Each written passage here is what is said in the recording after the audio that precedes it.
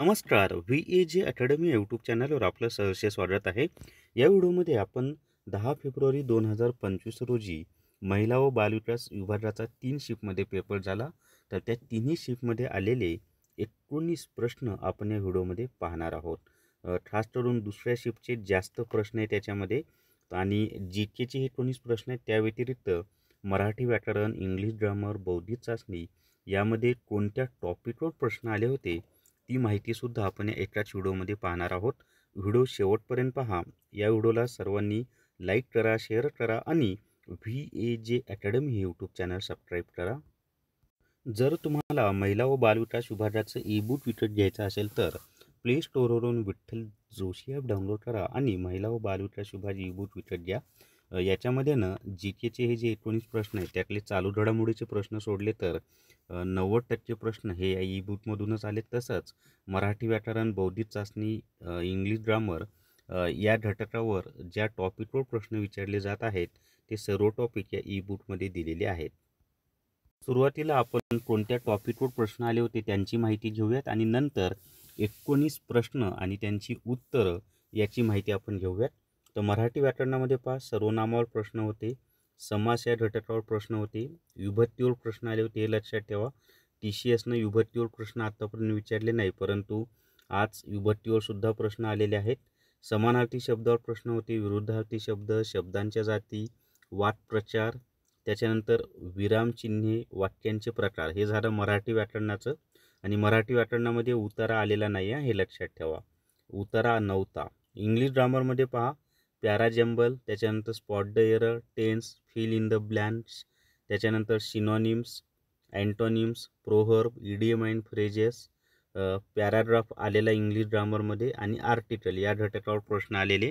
म्हणजे इंग्लिशमध्ये पॅसेज आलेला परंतु मराठीमध्ये उतारा आलेला नाही. आणि बौद्धिक चाचणीमध्ये गणितावर एकही प्रश्न नव्हता, फक्त बुद्धिमत्ता चाचणीवरच प्रश्न होते आणि बुद्धिमत्ता चाचणी खूप सोपं होतं असं मुलांचं मत आहे. आणि त्याच्यामध्ये सुद्धा अक्षरमाला आणि संख्येमालेवर 12-13 प्रश्न होते. सहसंबंध किंवा समान संबंधावर 2-3 प्रश्न होते. आता आपण GKच्या 19 प्रश्नांची माहिती पाहणार आहोत. तर या ठिकाणी पहा, सामान्य ज्ञानमध्ये चालू घडामोडी मागील 3 ते 4 महिन्यातील विचारल्या होत्या. म्हणजे साधारणपणे ऑक्टोबर 2024 ते जानेवारी 2025. त्याच्यानंतर एक राज्यपाल किती राज्यांसाठी काम करू शकतो? तर एक राज्यपालनं एकापेक्षा जास्त राज्यांसाठी सुद्धा काम करू शकतो. म्हणजे बऱ्याच वेळेला असंही झालेलं आहे की गोव्याचा राज्यपाल काही कारणानं पद रिक्त असेल तर महाराष्ट्राच्या राज्यपालांकडेच गोव्याचा अतिरिक्त कारभार दिलेला आहे. ते एकापेक्षा जास्त राज्यांसाठी कामकाज पाहू शकतात. त्याच्यानंतर विधान परिषदेचे काम सांगा. आता कायदा तयार करणे हे विधान परिषदेचं महत्त्वाचं काम आहे आणि विधान परिषद हे घटक राज्याचं वरिष्ठ सभागृह आहे. राज्यघटनेतील कलम 169 नुसार संसद विधान परिषदेची निर्मिती करते किंवा असलेली विधान परिषद बरखास्त करते. सध्या 6 घटक राज्यांमध्ये विधान परिषद अस्तित्वात आहे आणि विधानसभा हे घटक राज्याचं कनिष्ठ सभागृह आहे. त्याच्या पुढे लोकसभा सदस्याचा कालावधी किती आहे? तर लोकसभा सदस्याचा कालावधी हा 5 वर्षे आहे. तसंच लोकसभेचा कालावधीसुद्धा 5 वर्षाचा आहे. लोकसभा हे संसदेचं कनिष्ठ सभागृह आहे. जसं घटक राज्यामध्ये विधानसभा असते तसंच केंद्रामध्ये लोकसभा असते. त्याच्यानंतर राज्यसभा सदस्याचा कालावधी हा 6 वर्षे असतो, परंतु राज्यसभा हे स्थायी सभागृह आहे, म्हणजे ते कधीही बरखास्त होत नाही. हे सुद्धा लक्षात ठेवा. आणि राज्यसभा हे संसदेचं वरिष्ठ सभागृह आहे. त्याच्यानंतर घटनात्मक दर्जा असलेली संस्था कोणती? तर दिलेल्या पर्यायामध्ये वित्त आयोग होतं आणि तेच त्याचं उत्तर आहे. आता मुळात घटनात्मक दर्जा असलेली संस्था म्हणजे काय? तर ज्या संस्थेचा उल्लेख हा भारताच्या राज्यघटनेमध्ये केलेला आहे तिला घटनात्मक दर्जा असलेली संस्था असं म्हणतात. आणि राज्यघटनेतील कलम 280 मध्ये वित्त आयोगाची माहिती दिलेली आहे. म्हणजेच वित्त आयोगाचा उल्लेख हा भारताच्या राज्यघटनेमध्ये केलेला आहे, म्हणून ही घटनात्मक दर्जा असलेली संस्था आहे. नाबार्डचे उद्दिष्ट सांगा. तर नाबार्डचं उद्दिष्ट आहे कृषी आणि ग्रामीण भागामध्ये वित्त पुरवठा करणे. हे नाबार्डचं उद्दिष्ट आहे. नाबार्डची स्थापना 1982 मध्ये झाली आणि नाबार्डचं लॉंग फॉर्मच आहे national bank for rural and national bank for agriculture and rural development असं त्याचं लॉंग फॉर्म आहे. त्याच्यानंतर पंडिता रमाबाई यांनी कोणती संस्था स्थापन केली होती? तर पंडिता रमाबाई यांनी शारदा सदन ही संस्था स्थापन केलेली होती. पुढचा प्रश्न आहे, माधवराव बारळ यांनी कोणती चळवळ केली व कोणत्या जिल्ह्यात केली? तर माधवराव बारळ यांनी अस्पृश्यता निर्मूलन चळवळ केली, तसंच प्रवेश अस्पृश्यांना मंदिरामध्ये प्रवेश मिळावा यासाठी सुद्धा चळवळ केली. आणि कोणत्या जिल्ह्यात केली? तर कोल्हापूर जिल्ह्यामध्ये केलेली आहे. माधवराव बारळ हे लेखक सुद्धा आहेत. नद्या व उपनद्या यावर प्रश्न होता, खास करून महाराष्ट्रातील नद्या आणि उपनद्या याच्यावर प्रश्न होता. ते व्यवस्थित करा. 1857चा उठाव यावर प्रश्न होता. खास करून महाराष्ट्रामध्ये वेगवेगळ्या ठिकाणी उठाव झालेले 1857चा. तर कोणत्या नेत्याने कोणत्या ठिकाणी उठाव केला, म्हणजे कोणत्या ठिकाणचं नेतृत्व कोणत्या नेत्यांनी केलं हे व्यवस्थित करा. आणि महाराष्ट्राचं झाल्यानंतर भारताचे सुद्धा वेगवेगळ्या ठिकाणी जे उठाव झाले तिथं कोणी कोणाचं नेतृत्व केलं ते सुद्धा व्यवस्थित करून ठेवा.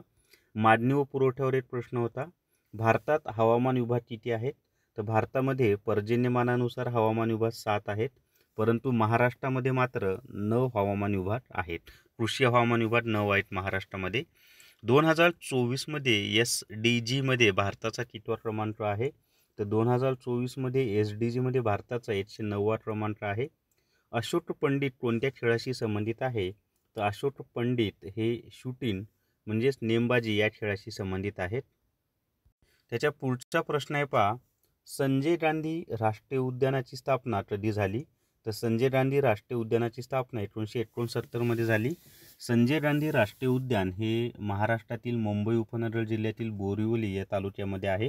आणि शहरी भागामध्ये असलेलं एकमेव राष्ट्रीय उद्यान हे संजय गांधी राष्ट्रीय उद्यान आहे.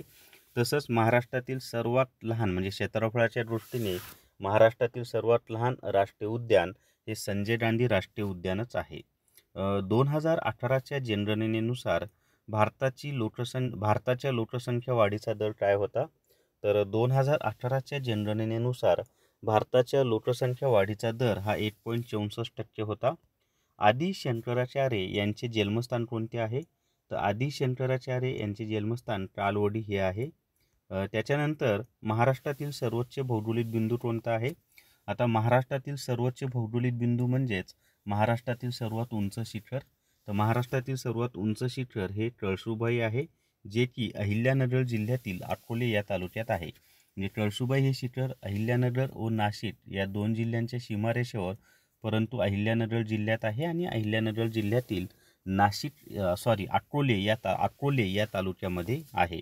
आणि कळसुबाई या शिखराची उंची 1646 मीटर आहे.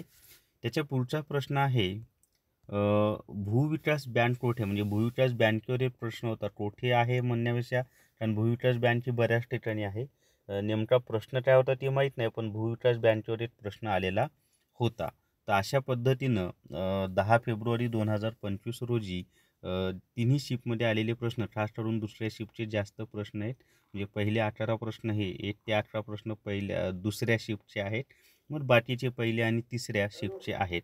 तर या व्हिडिओमध्ये एवढीच माहिती. या व्हिडिओला सर्वांनी लाईक करा, शेअर करा आणि VAJ academy YouTube channel subscribe करा. Thank you very much.